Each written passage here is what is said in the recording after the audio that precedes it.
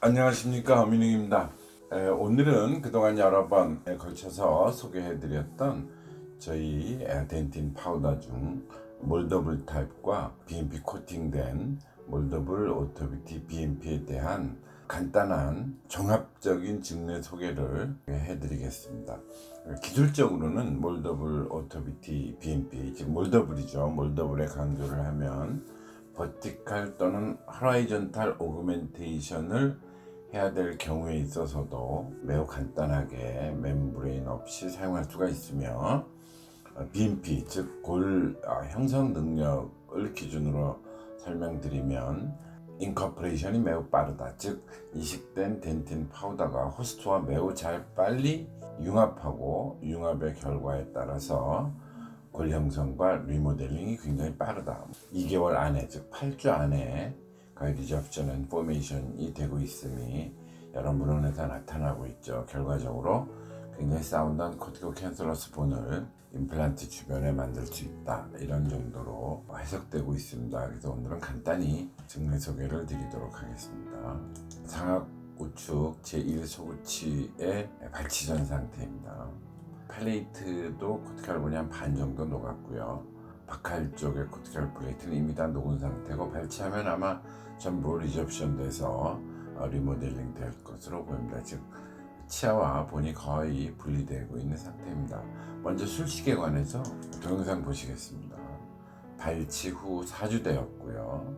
4주 되어서 슈더 멤브레인 보이지만 버티칼 릴리징 인시전 하면서 플랩을 열고 있습니다. 이 경우에 생긴 그래듈레이션은 그동안 소켓 프리저베이션에서 설명드렸던 것과 달리 바칼월이 완전히 녹아있기 때문에 여기에서 생긴 그래듈레이션은 뼈를 형성하지 못합니다. 즉 인트라오세우스 그래듈레이션이 아니기 때문에 제거하셔야 됩니다.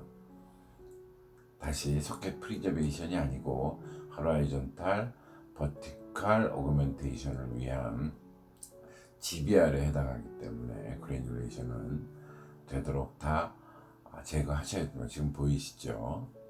사운드한 본을 경계로 해서 발치고 4주 후에 생긴 그래듈레이션을 다 제거하고 있습니다. 왜냐하면 이를 뼈로 치환시킬 바칼월이 없기 때문이죠.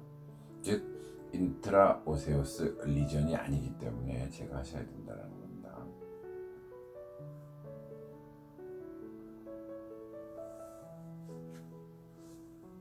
거의 다 제거됐죠. 그리고 이제 본 트리밍 후에 다시 프랩하는 모습입니다. 임플란트 식립하고요. 이제 식립 후에 보시면 임플란트 주위로 바칼월은 완전히 없고 팔라탈도 없습니다. 그래서 이 경우가 호라이전탈 버티칼 오그멘테이션이 필요한 경우가 되겠습니다. 미리 오그멘테이션을 해야 되므로 페리오스테알 릴리징 인시전을 해서 플랩 텐전을 없앤 후 몰더블 덴틴 BMP 코팅되는 것이죠. 발치와에 옮긴 후 손가락으로 잘 눌러주시면 됩니다.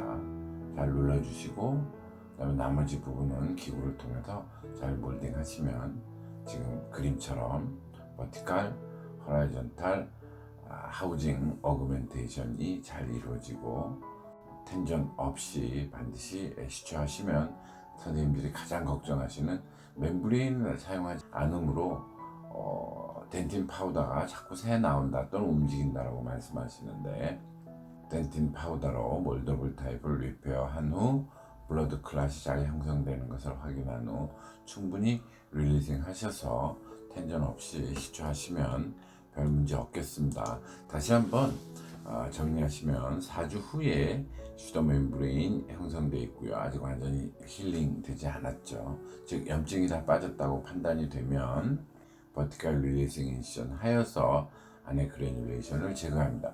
소켓 프리저베이션과 다른 점은, 또는 다른 GBR 바칼월이 남아있던 경우와 다른 점은, 이 경우의 그래듈레이션은 뼈로 치환할 수 있는 박칼월이 남아있지 않기 때문에 제거하셔야 됩니다. 뼈로 되기 힘든 거죠. 그냥 그래듈레이션이죠.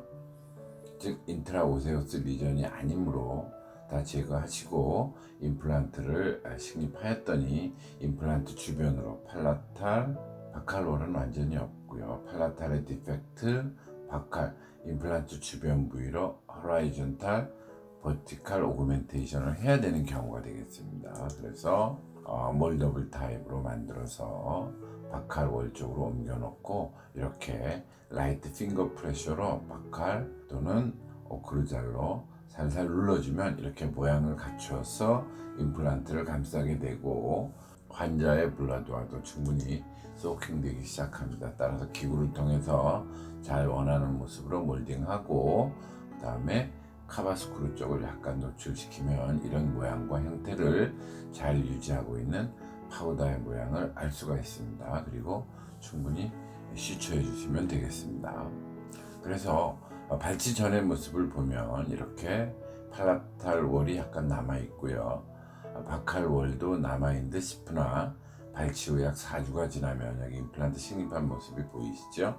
팔라탈 월 대비해서 박칼은 이미 다 녹은 것을 알 수가 있습니다. 이 부분은 네트 네거티브 밸런스, 즉 리모델링 상태에서 계속 흡수되고 있는 상태였기 때문에 발치 후에도 약 4주 만에 다 없어지는 게 보이시죠? 그래서 실제 수술 때 이런 부분을 마진 트리밍을 하셔야 된다는 것입니다. 그래서 임플란트를 식립하였고 임플란트를 기준으로 팔라탈, 박칼, 호라이즌탈, 버티칼로 잘 오그멘테이션 된 BMP를 코팅한 몰더블 덴틴 파우더로 리페어된 모습을 볼 수가 있겠습니다. 그리고 6개월 후의 모습입니다.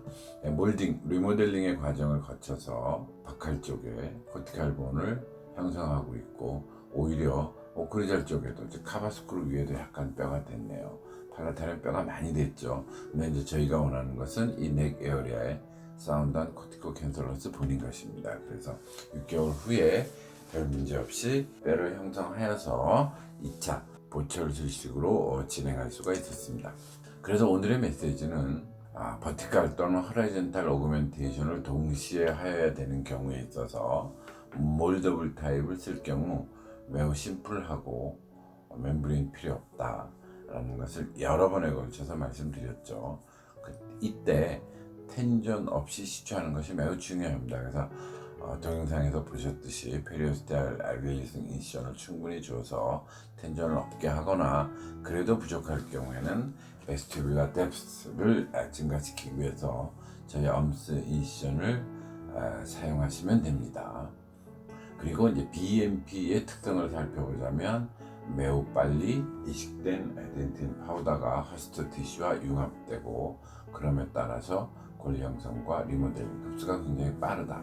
최소한 저희의 자료로는 2달 이내에 덴틴 파우더의 흡수 및 골 형성이 많이 관찰되어서 문헌으로 발표되었죠. 그리고 사운드한 코티코 캔슬러스 본을 굉장히 빨리 만들고 있다는 것이죠. 그래서 임플란트를 식립하고 이식된 경계 부위입니다. 박칼 경계 부위, 팔라탈 경계 부위에서 허스트 티슈와의 이식된 골에 몰더블 덴틴 위드 BMP의 경계 부위가 거의 없어졌죠. 그 다음에 박칼 코티칼 본의 경계를 이제 만들기 시작했고요. 사운드한 코티칼 본은 물론 보철 로딩을 통해서 이루어지겠죠. 그 다음에 내부에 덴틴 파우더가 이미 녹고 새로운 뼈로 만들어진, 즉 파우더의 형태를 알아볼 수가 없습니다.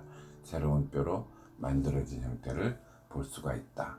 그래서 다시 한번 반복하면 기술적으로는 버티칼 호라이즌탈 어그멘테이션 시에 굉장히 간단하고 멤브레인 없이 잘 사용할 수가 있으나 텐전 프리 시처가 굉장히 필요한 상황이다 라고 보시면 되고요. BMP 입장에서 보면 이식된 덴틴 파우더가 굉장히 허스트 티슈에 빨리 융합되고 그로 인해 골 형성과 리모델링 즉 골 흡수가 굉장히 빨리 이루어진다. 최소 8주 이내 즉 2달 이내 다 이루어진다. 따라서 결과적으로 사운드한 코티코 캔슬러스 본을 임플란트 주변 특히 넥 주변으로 만들 수 있다 등으로 정리하겠습니다. 감사합니다. 엄민웅이었습니다.